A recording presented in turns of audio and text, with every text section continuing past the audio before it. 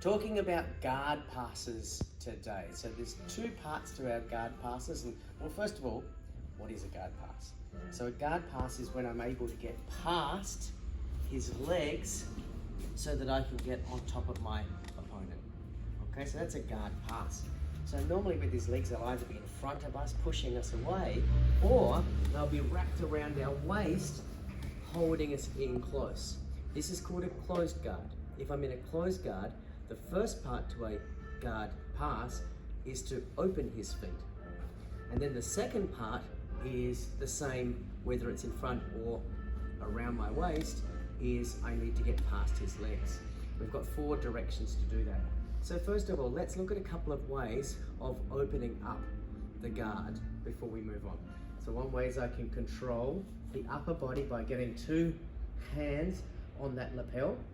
Use this hand over here inside the leg. We saw this as part of the mount-to-mount drill as well. For here, I bring my knee into chock and I bring my foot up at a 7 o'clock angle, back on the angle, and I use this wedge here to open.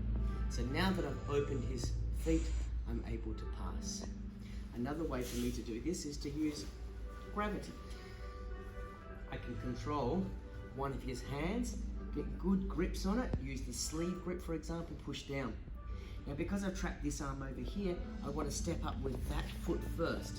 If I step up with this foot, he'll be able to sweep me. So I'm trapping the hand so that he can't sweep me. So from here I'm going to bring that foot up. Then from here, I'm going to quickly come up to my other foot, pushing down on this, come up to my other foot, and pull his arm up so he's slightly off balance, slightly off alignment. That's putting additional pressure on his feet. From here, I keep my elbow on the inside of his thigh over here, and this hand comes in with a straight arm. I lean towards to open up. Okay, so that's 2 ways. A third way that I can open up is still using the concepts of gravity, still using the concepts of wedges. So using those wedges to frame him, to stop him from moving, applying some pressure to open up his feet. I can either use a bicep grip, or I can use grips on his gi, on his pants over here to put pressure on. I actually want my hands to walk up his body and get as much pressure on his hips as possible. I bring my knee to the center of his body and I push my feet backwards. Then from here I'm going to raise my knee so he can't easily replace it. Okay, so there's 3 ways to open. Once we've opened it, then we need to pass the legs. So we've got 4 directions: over, under, around, or through his legs. So if I want to go over, for example, if I'm in a situation where his feet are on the front of my hips, then over might be a good opportunity, might be a good chance to me. I can knock in, pop his legs down, and simply frog hop over the top to get into a mount position. That's one example of going over his legs. I can go under his legs, and this works quite well when his feet are still behind my hips. So from here, I can even do this from a kneeling position. It's even possibly best. I've opened up his feet, and now I bring my hands in. I start to put his pressure on him, putting his knee into his face while he's distracted. I use this hand to trap his hand over here, and I continue to walk around until I've got the top position. So that's one example of going under his legs. If he's on the front of my hips again, I can go around his legs.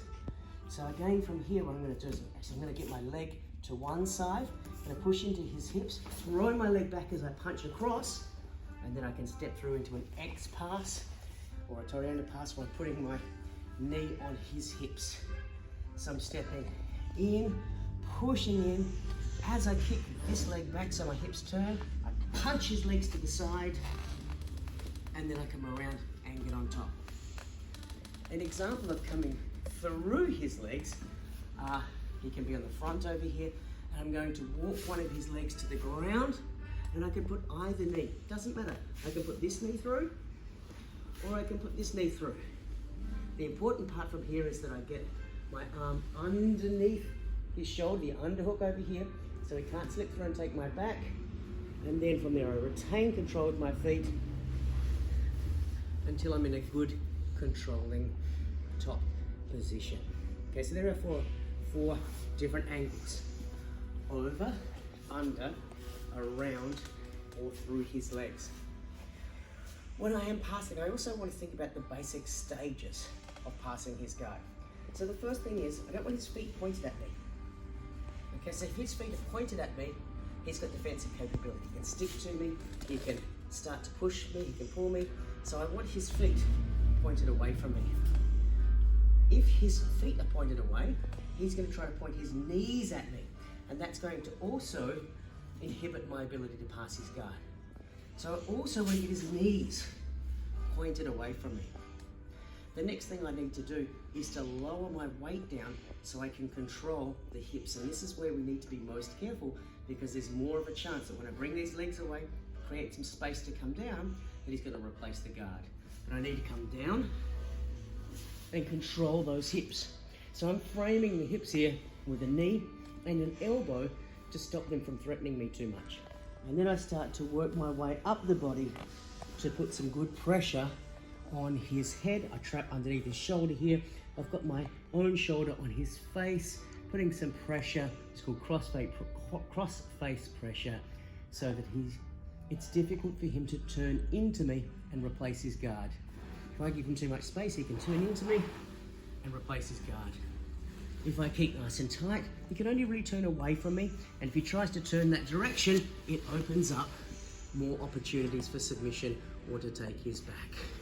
So that's how we do guard passes. Awesome.